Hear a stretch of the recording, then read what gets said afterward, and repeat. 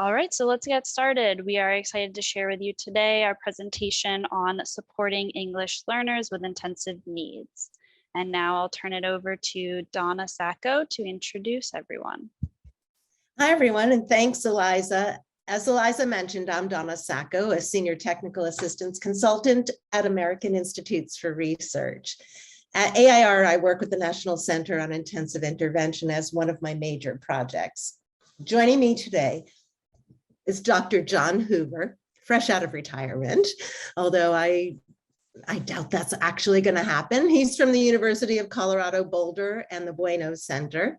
And I'm also joined by Dr. Tracy Spies from the University of Nevada, Las Vegas, both dear friends, and I'm so pleased that they're joining us today. I just want to go over some of our webinar objectives. We're going to provide an overview of how data-based individualization can support the unique needs of English learners, then provide strategies for delivering culturally and linguistically sustaining intensive intervention, provide strategies for incorporating language supports as adaptations to intensive intervention for ELs, and then share some resources to learn more about DBI and ELs. Our outcomes today are hopefully that you will learn strategies for delivering culturally and linguistically sustaining practices within interventions and learn how to adapt and intensify interventions for ELs who are not making the expected progress within a DBI framework. So I'm going to ask you all to help me out here with a little something I call a chatterfall. So we're looking at this, and I want you to think about when it comes to delivering instruction for ELs, which picture best describes you? Now, I don't want you to you can put your number in the chat box, but I don't want you to hit enter until I say go. Got it? So it's either going to be a 1, your head in the sand, or whoa, you can teach this course. So 1 to 5. Are you ready? Put your answer in there, but don't hit send yet. You ready? 1, 2, 3, go. Hit send. Whoa, okay. Wow. This is really interesting because I see that we have really people who are a lot of 3s right in the middle, and then we have some 4s and 5s, but we have 2s and 1s, which is really awesome. It's great for me to learn this about you all. And as we present to you, it will be really good for us to know our audience. Now, let me go to the next slide, and I want you to tell me, same thing, we're going to do another chatterfall, but this time, when it comes to data-based individualization, which is the National Center on Intensive Intervention's way of discussing intensive intervention, which picture describes you here? So put your number in the chat box, but don't hit send until I say go. All right, so DBI, data-based individualization. 1, 2, 3, go. Okay, let's see. Same thing. So we have more 5s on DBI, which is really interesting. That's great because so some of y'all are and 4s, 5s. This is really cool to learn. So thank you for that. It helps me really to understand. These 2 chatterfalls will help us to understand our audience. So this is brought to you. You can go to the next slide, Eliza. This is brought to you by the National Center on Intensive Intervention, and the discussion will be framed by our work at NCII. So what is intensive intervention? For those of you who aren't as familiar with our work at NCII, I want to set the stage for you. So at NCII, we talk about intensive intervention as something that addresses severe and persistent learning and behavioral difficulties. Now, it's driven by the data, and it's characterized by increased intensity and individualization. So this may involve students both with and without disability. So we're not talking about just students with disabilities. It could be a student without disabilities. Could we go to the next slide? Why do we need intensive intervention? Well, what we know about many validated programs, and this is going to hold true especially for English learners, is that they're not universally effective, right? Even after implementing them with fidelity, still 3 to 5% of students are going to need more help. Those students with intensive needs often require up to 10 to 30 times as much practice as their peers when they're learning new information. And for students with intensive needs, co-occurring academic and behavioral needs are the rule, not the exception. So what's NCII's approach? It's data-based individualization. It's a research-based approach for individualizing and intensifying interventions through the systematic use of assessment data, validated interventions, research-based adaptation strategies, and that I want you to remember for later on as we go into some of our other slides. DBI makes this process systematic, explicit, and tailored to meet those individual needs of students with a multi-step process that gradually intensifies instruction and support. So in today's webinar, we want to address how this all applies to English learners and what are the key concepts to keep in mind when you have students who are English learners who are not making expected progress. Remember, DBI is intended as an ongoing process, not a single intervention. And as I mentioned before, it's intended for a small percentage of students with severe and persistent learning and behavioral needs. So it could include those who are not making adequate progress in their current intervention program, often a tier 2 or evidence-based intervention. They're not making individualized education program, IEP goals. They're not meeting those goals. They have persistently low academic achievement or have high intensity or frequency behavior. So let's think about what we need to consider for English learners in particular. Remember the I in DBI stands for individualization.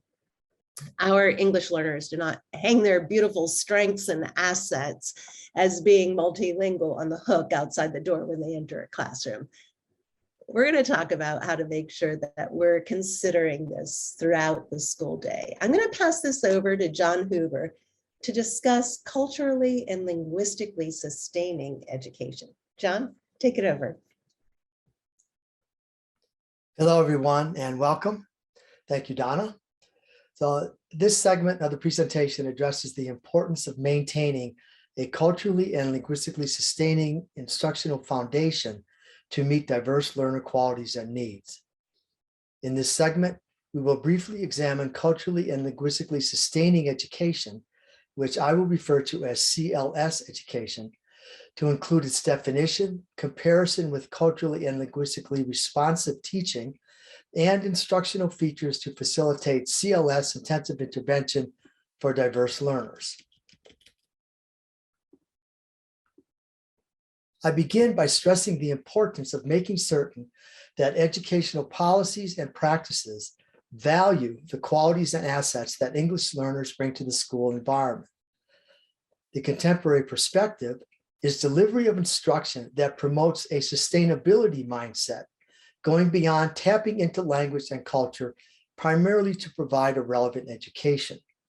As we will discuss, CLS education builds on culturally responsive teaching.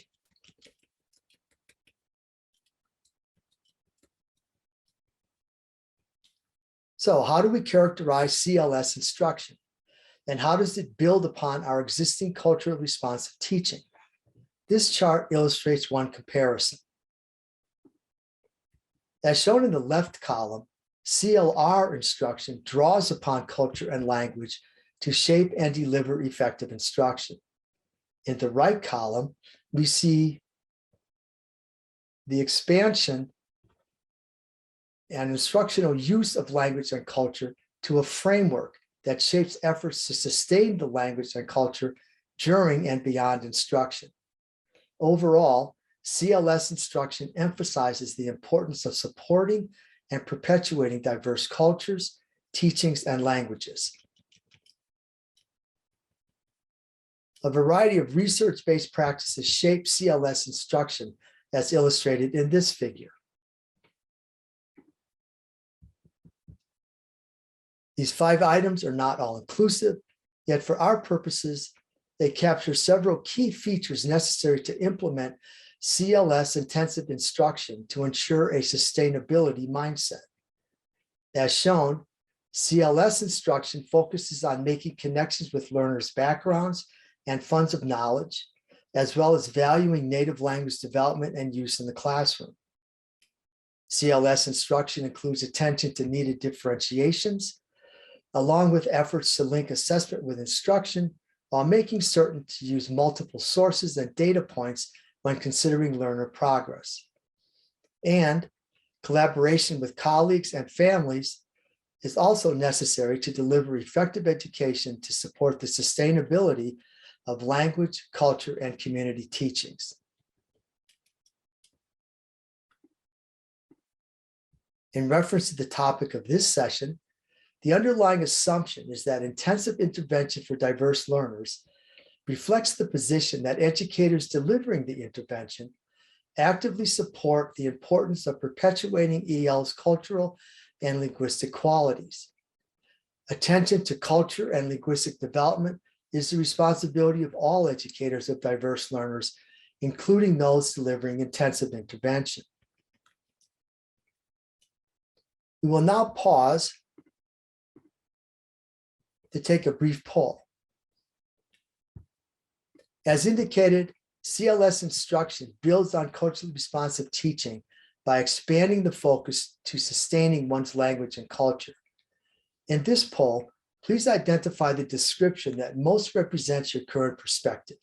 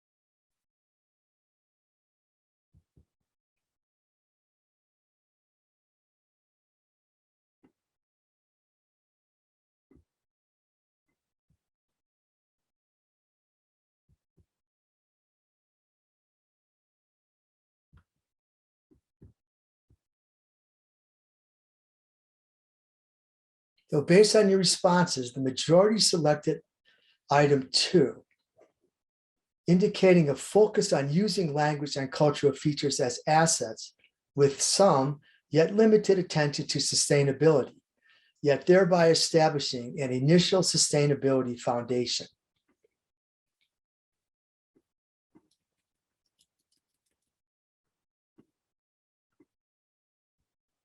Building on your poll responses, we will now move into addressing the 3 features of language development, cultural influences, and learning challenges as illustrated in this slide.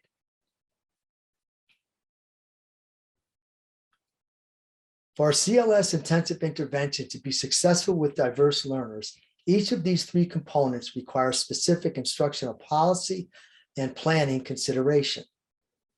To operationalize these features, the next 3 slides present several best practices framed as checklist items that may be used to guide CLS intensive intervention policy development and instruction of decision-making for diverse learners.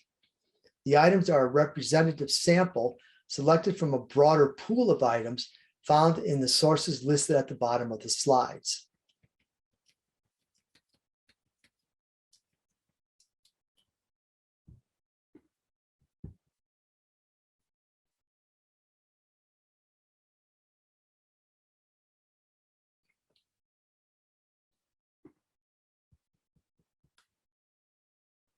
This first slide contains instructional examples for developing EL's language when delivering intensive intervention.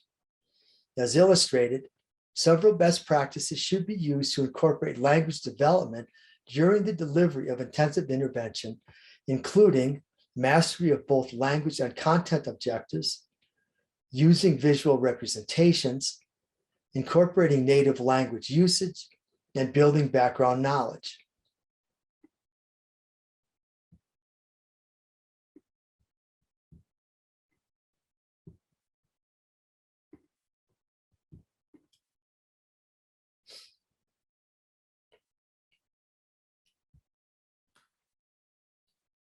The second slide suggests several ways that educators can demonstrate valuing cultural assets when delivering intensive intervention, including accessing learners' prior experiences, teaching about the importance of various cultures, maintaining home and community engagement, and utilizing family and community funds of knowledge.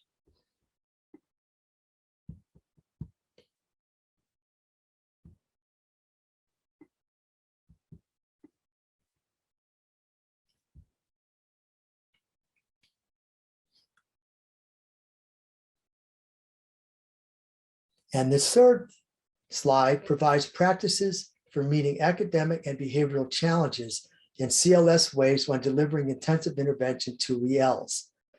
Items include use of student-preferred learning strategies and multiple learning structures, multiple teaching instructional best practices, and needed differentiations and learning supports. I close my segment by re-emphasizing the perspective that attention to cultural and linguistic sustaining qualities must continue for diverse learners receiving intensive intervention through use of these and similar CLS best practices. I now turn our presentation over to Tracy. Actually, I'm going to jump in there, John, and just cover some of the interventions and adaptations and then pass it on to Tracy. So I want to talk about using DBI to include adaptations for ELs. On this next slide, you'll see that throughout the DBI process, we use progress monitoring data to evaluate a student's response to intervention, moving to the next component as needed. So we have a validated intervention program delivered with greater intensity. And we usually begin by intensifying that secondary intervention already being used. We use progress monitoring data to evaluate the student's response to the intensified intervention. If the student's not showing enough progress, we collect and review additional data to determine the specific skill deficits. And then we use informal diagnostic assessment data to identify those skill deficits, which tell us how the intervention needs to be changed. And then this adaptation, based on the data, we're going to choose to adapt that current intervention or try a new intervention. And this is what I want you to look at as we think about ELs.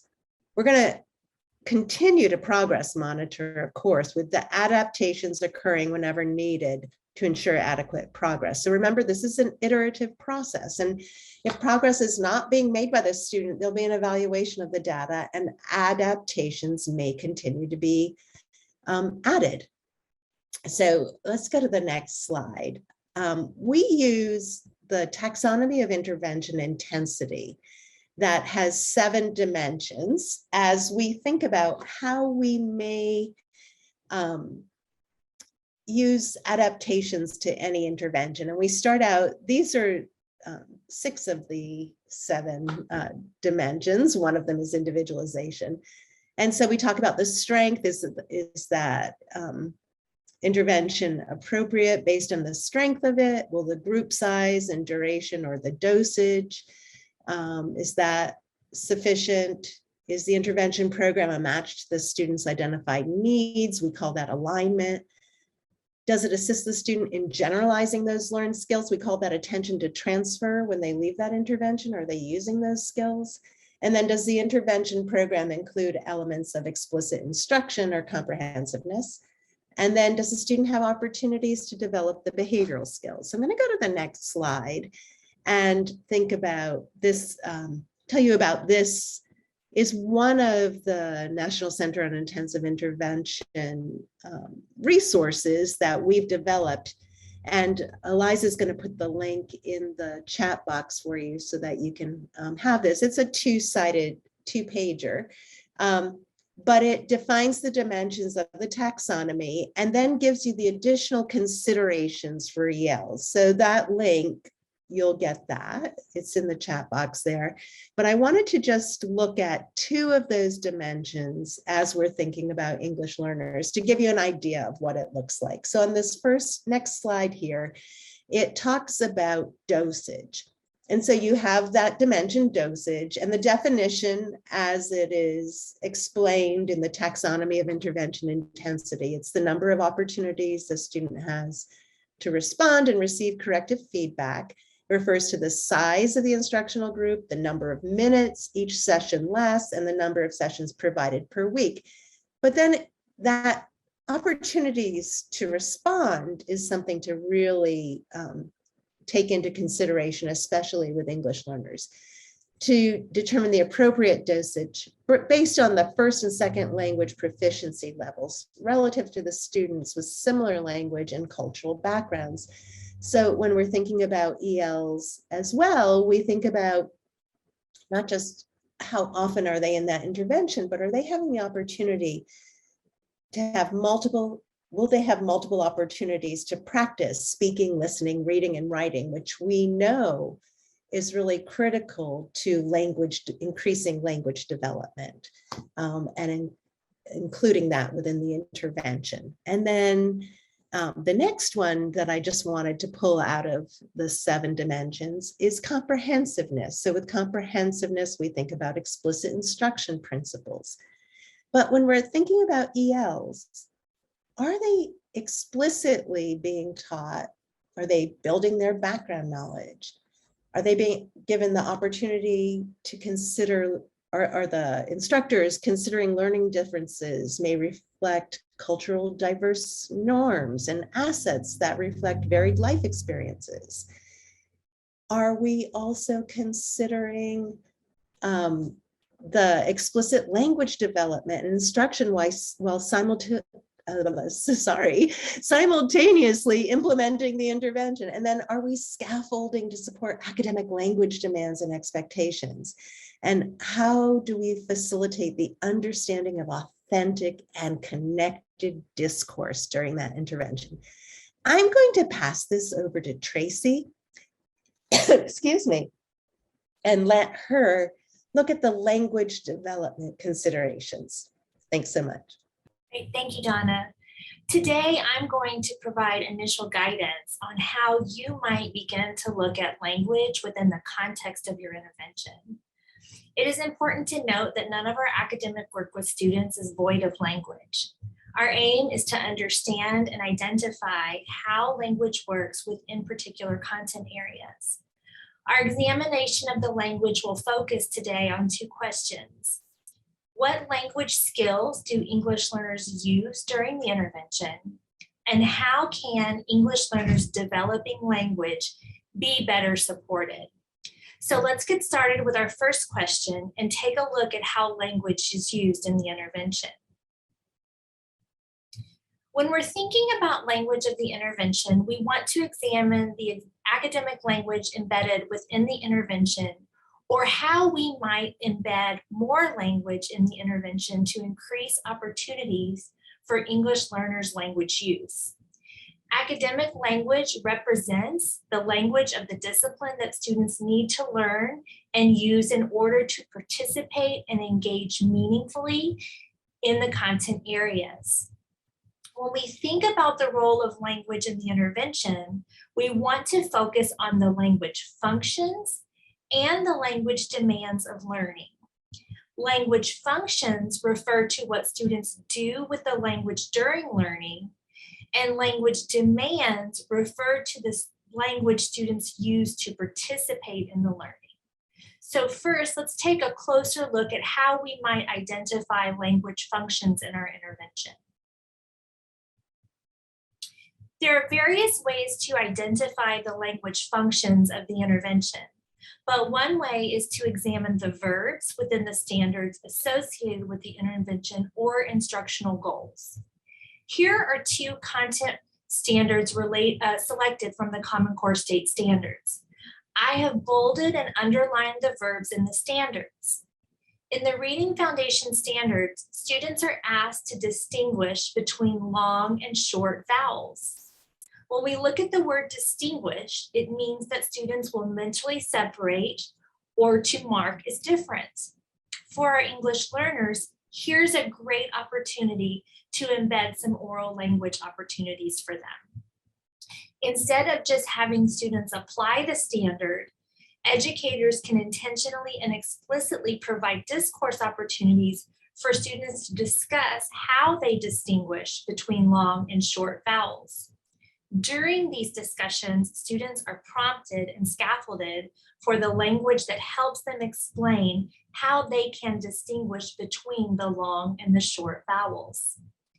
Similarly, in the math standard, the verbs include finding and solving.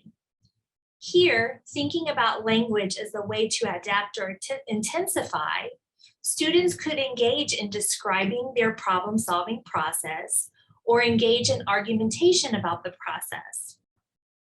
And although it is fairly common practice for educators to have students tell how they solve a problem, the key here is intentionality for language. So what does a good description of problem solving sound like? Have students had quality description modeled for them? How has it been supported? What types of feedback have been given to the student in terms of the language of description? WIDA's key language uses are another excellent resource to identify how students use language in school and instruction. For those of you who don't know about WIDA, it is the consortium of US states, territories, and federal agencies dedicated to creating tools and disseminating research related to high-quality standards-based instruction for English learners. WIDA has identified 4 primary language uses in schools and within the standards: recounting and narrating, explaining, arguing, and discussing. Recounting refers to the language to show knowledge about a topic or to narrate experiences. Explaining refers to language used to clarify the whys and hows of ideas. When students engage in argumentation, they're using language to persuade through the presentation of claims and evidence. And students use language to build meaning and share knowledge when they engage in discussion. In the resource section of this presentation, you're provided a link of the WIDA 2020 Language Development Standards Framework. This framework gives you the background information on specific language functions and the sample features of each of these key language uses. It gives exceptional guidance on how you might focus on specific features of language as you look to intentionally and explicitly focus on language. It also provides examples of students' language use and what it might look like and sound like across the continuum of English proficiency. Next slide, please. So we've briefly explored the ways to identify how language is embedded into the intervention and what students do with language or those language functions. Before we move on to the language demands and then how to use the language functions and language demands to adapt an intervention, let's just take 30 seconds to pause and have you begin to think about it. So in the chat box, if you want to reflect on this question, how might you make adaptations to an intervention based on language functions?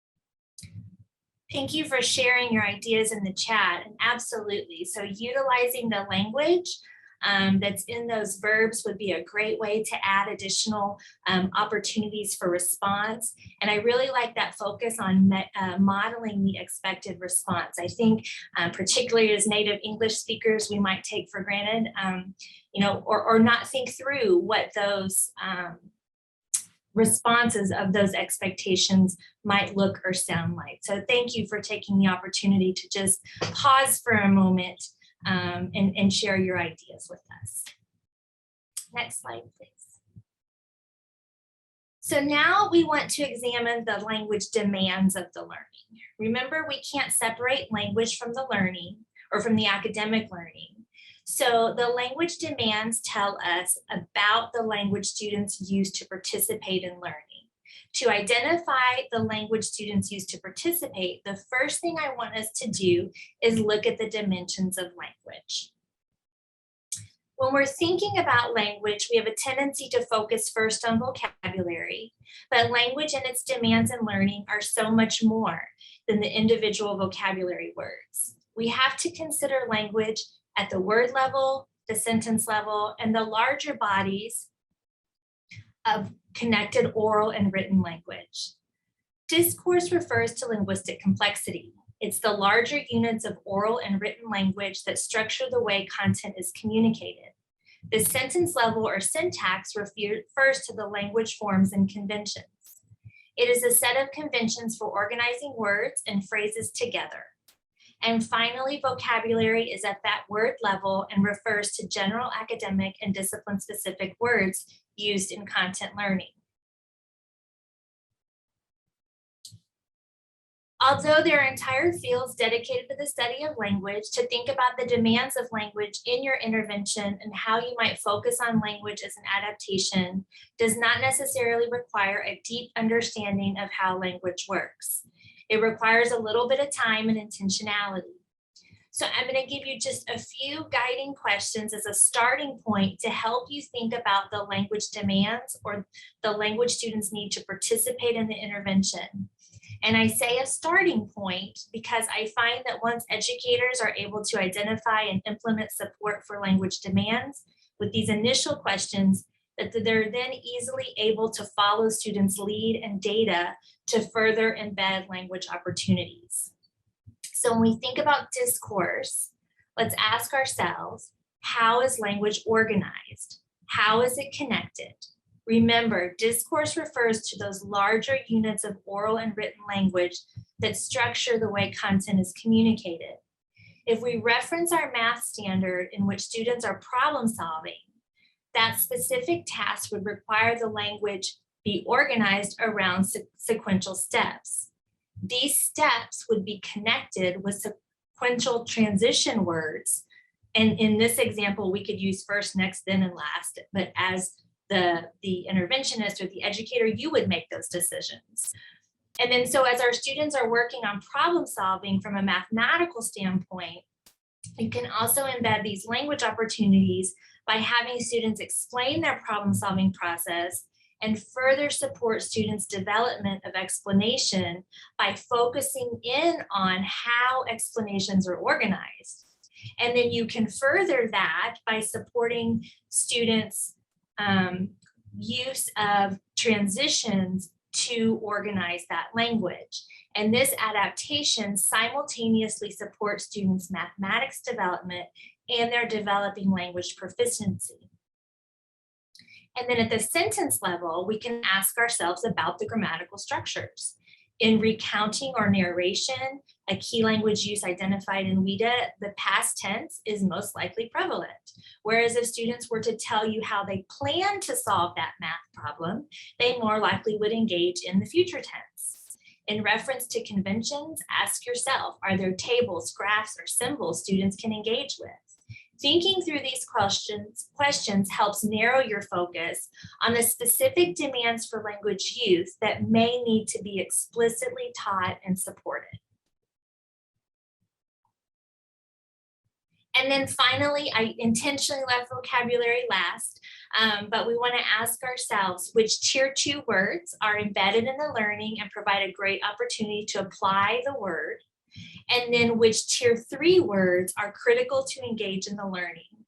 These dimensions of language are sometimes easy to overlook, as our tendency may be to focus on the academic domain in isolation, but in reality, language is interwoven into all of those academic areas.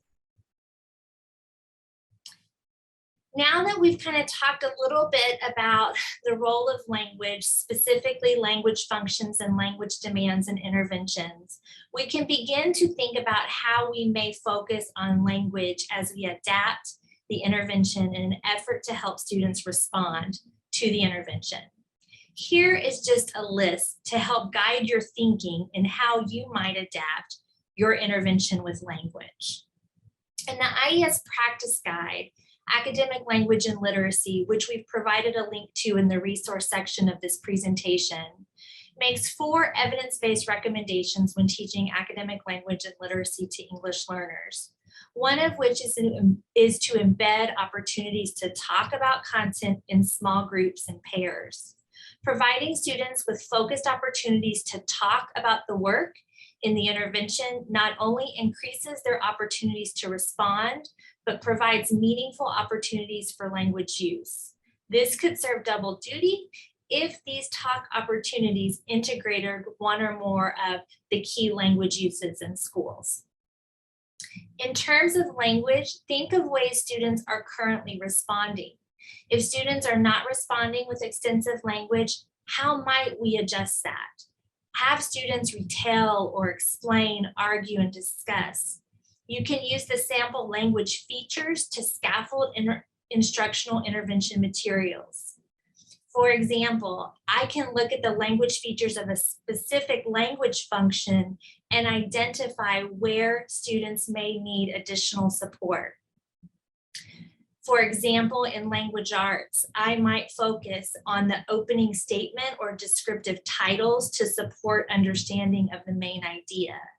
Then a portion of the intervention time can be focused on feedback for language use. By connecting language production to the standard, you're increasing students' opportunities to respond, altering the ways they respond, and supporting their developing proficiency. Further, as you adapt the intervention to include focusing and supporting language, you are able to provide corrective feedback, not only on the content, but on the language. Another recommendation in the practice guide is to explicitly teach content-specific vocabulary. We all know that vocabulary is critical to learning.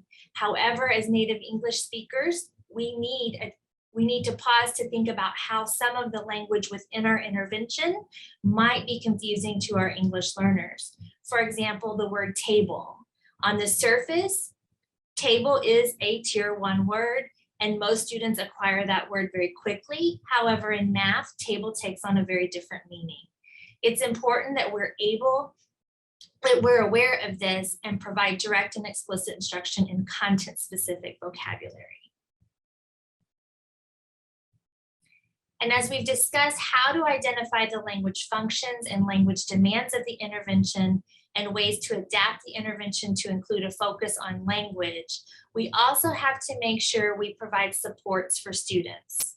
On this slide, we see the 3 types of supports for students as noted in WIDA.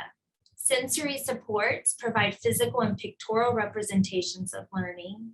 Graphic supports help students see the connections between ideas or events, and interactive supports purposely use interaction in a way to support learning. This is done through cooperative learning, mentoring, and the use of the home language. And as you begin to think about using language as an adaptation for your English learners, I want to emphasize 2 points. Start small. You've been provided a lot of information on the role of language to get you started, but that doesn't mean to do it all or it's what your students need.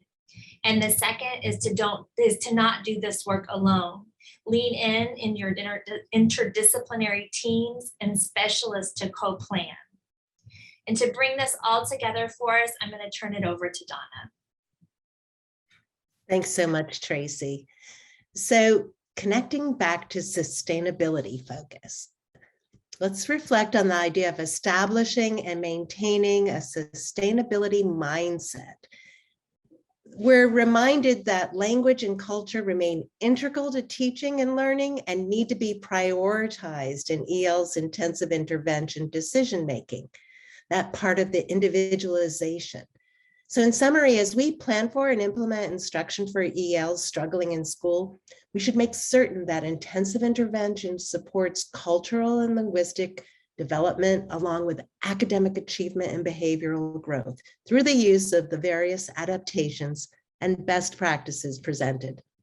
Now, I don't want you to get upset with me, but I am going to fly through this portion of the webinar a little bit. I know we have time, but I'm going to show you a lot of resources, possibly overwhelm you a little bit with them, but Eliza's going to provide a link and where we will be posting.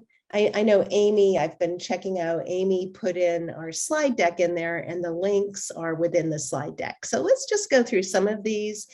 I'm not going to stay on each slide for very long, but just point out, we now have a page dedicated to intensive intervention with English learners on the National Center on Intensive Intervention's website. The link is here. And then some of the things that are linked on that page in terms of resources are on this next slide. For instance, John, Tracy, and I wrote this brief on implementing database individualization for English learners. And that brief can be linked to on our on that particular page on our website. The other thing that I have already mentioned on this next slide is this infographic that talks about the taxonomy of intervention intensity for ELs. And that link, again, will be within these slides and on, you can access through the link that Amy and Eliza are putting in the chat box. The next resource for you is the WIDA can-do descriptors. And yes, WIDA also has 2020 language development standards that are brand new. So I have here the WIDA can-do descriptors, which are really helpful. A link to that, really helpful in knowing when you're looking at your English learners' proficiency levels, what they should be able to do at a certain level, and then what they're building up to. On this next page, we have the WIDA language development standards. Now, WIDA is not all states in the United States are not WIDA states, although I believe there are now 41 states that do use WIDA access assessments for language proficiency levels, but so many of their resources, whether or not you're in a WIDA state or not, are so useful, and especially these language development standards that they updated for 2020. The next slide will show you what we were talking about earlier. The most recent practice guide is from 2014, and we've referred to that a couple of times, and it's teaching academic content and literacy to English learners in elementary and middle schools. Some of the practices and strategies we've talked about are listed within this practice guide. If you haven't read the practice guide, I really encourage you to do so. And let's see, what's our next one here? This is another wonderful resource. It's easy to remember the website too, MTSS for ELs, and the links there in the number 4 for ELs. The link is right there, and these are from 2 5-year sections of demonstration projects. John was actually on the first 5-year iteration, and they produced 5 briefs that are on this web page. And then in the second 5 years, produced those demonstration projects produced model demonstration projects produced 5 more briefs. So I have the link for the website here, as well as the 10 various briefs, and they're also helpful to check out. The next thing I'll point you to is another one of the centers that I work with as a employee of American Institutes for Research, I also spend a great deal of my time with the Progress Center. And here, this is one of the stories from the classroom, special considerations for English learners with IEPs. This is Jennifer. She's a colleague of John and mine.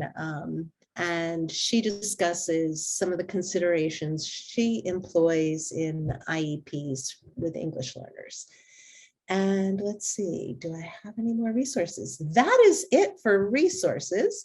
And I wanted to mention, I see I've been keeping an eye on the questions, but so many of you did provide us with questions as you registered for this webinar, and I really appreciate that. Your questions were so great, and they helped us to focus the presentation today, to tweak it some, being guided by your questions. Some are outside of the scope of this particular webinar, but that's okay because this work is ongoing for us, and we will continue to be looking at and developing resources and research and products related to ELs. We took all of your questions, John, Tracy, and I, and sat down and put them into some big buckets, if you will, or themes, so that we could cover as many as possible. And there were some particular themes that we noticed. So I'm going to let John start out. I'm going to pass it over to John and let him address like one of the big themes that we pulled out. And then John, you can pass it to Tracy and then back to me. Okay, thanks. Okay, hello again. I'm responding to several questions that related to the topic of intensive intervention and long-term ELs. So for these students, developing academic vocabulary in content areas should be a central focus, leading to the explicit, intensive teaching of specific academic vocabulary found in lessons and units of study that we previously discussed in the presentation. One example of suggested instructional practices reinforcing intensive teaching of vocabulary includes several steps. So first is you select a passage that is brief, yet engaging for students, that contains a variety of targeted academic words to focus upon with the learners. From that passage, select a small set of words to use for intensive instruction over the course of several lessons within the unit. These vocabulary words should include those most central to understanding the meaning of the passage. Then you provide students with multiple opportunities to experience the new academic vocabulary using listening, speaking, reading, and writing.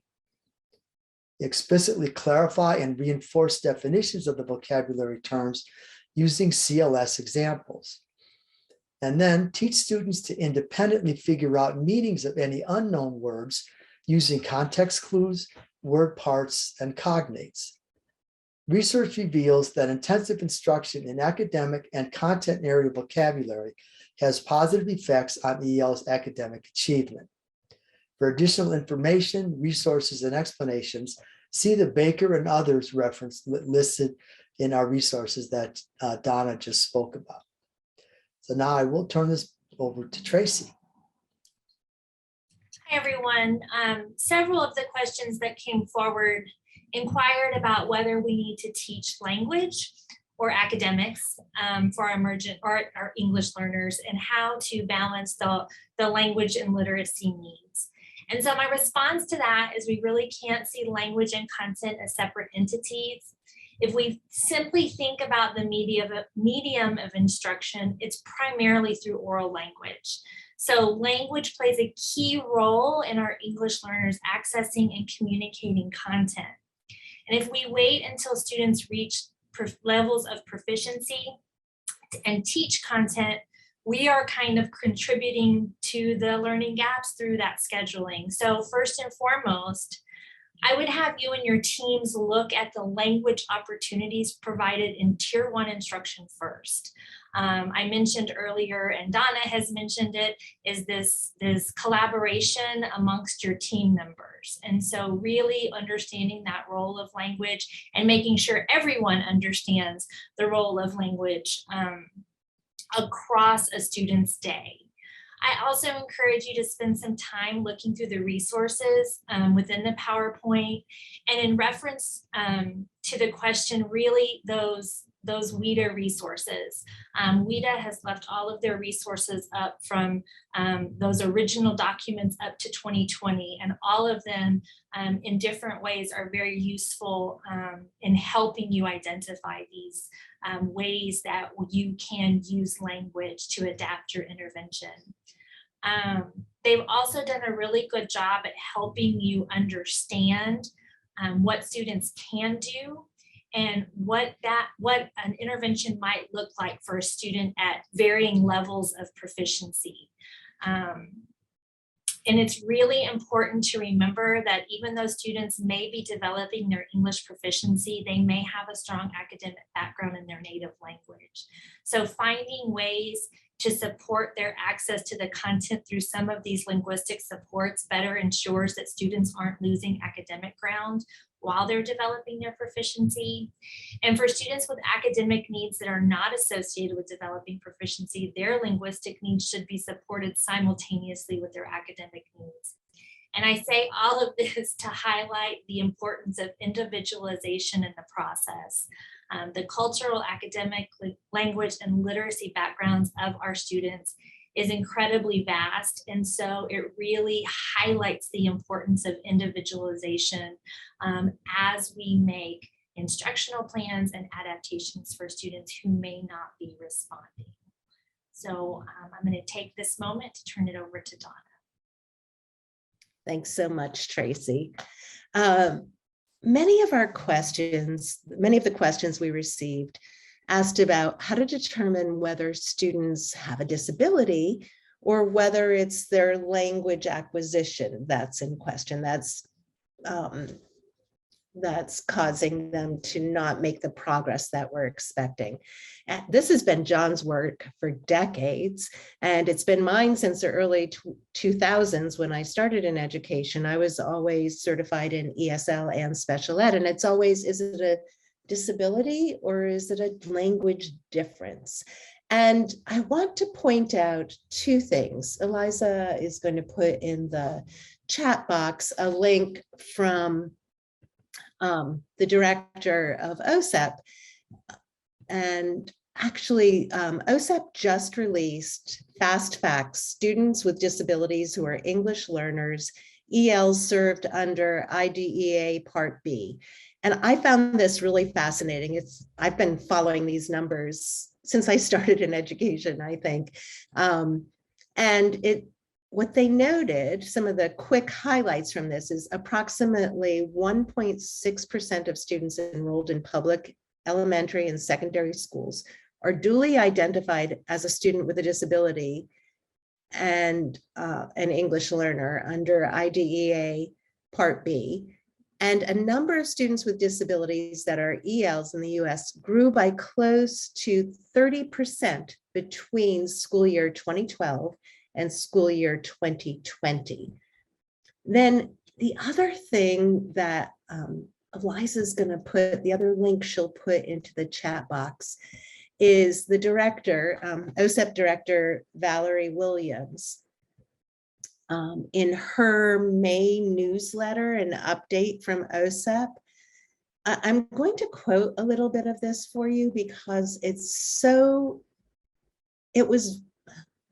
it really moved me to see the way that she wrote about this. And it really encourages me to feel that, you know, our work isn't done and that there's still place for it to keep moving. So she talked about in these fast facts that there were 6 states in the District of Columbia that had more than 100% increase in the number of students with disabilities who are English learners between 2012 and 2020. That is incredible to me. And then she went on to talk about that she loves the increasing, you know, how increasingly diverse our country is, but there are some caution signs that more than 60% of English learners are, and this is, I'm quoting from her newsletter, and Eliza's putting that link for the newsletter. I really encourage you to sign up for the OSEP newsletters. But she's putting that link in for you. And I'm quoting her and saying, more than 60% of English learners are identified as having either a specific learning disability or a speech or language impairment. And this is what she said, quoting her, which leads me to believe that some English learners are being identified as eligible for special education and related services, not because they have a disability, but because they are English learners, which IDEA expressly prohibits, and might I add, reeks of inequity. That is such strong, important language coming from the director, which I think is so important. And what I truly believe and this is my opinion, that if we carefully apply database decision-making and individualization, as we've been talking about, making these adaptations appropriate for ELs, and ensure that all of our teachers have the tools to scaffold language for ELs, these numbers could change. And I'm very hopeful about that. You know, I hope that today you received a lot of resources and that you feel you can go back to your schools, or if you're at the university level, help your pre-service teachers, in-service teachers, learn where there are resources to help you working with ELs, and to know that we have to see this across the board in schools, so that whatever room our English learners walk into, that we really know that they're valued for those assets they carry with them, and that they're provided those opportunities to learn, to practice speaking, listening, reading, and writing, and getting those multiple opportunities to do that, to build their language.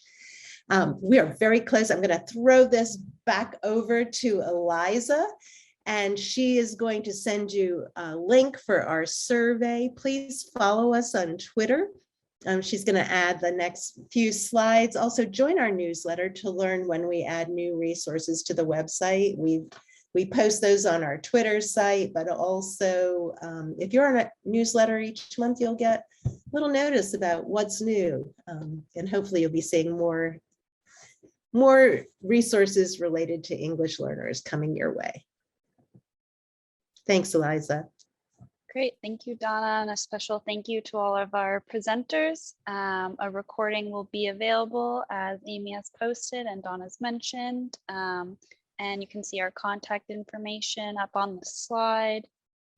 We hope you enjoyed today's presentation, and please feel free to reach out to us at any time, and enjoy the rest of your day. Thank you. Thanks so much. Thanks, Tracy and John.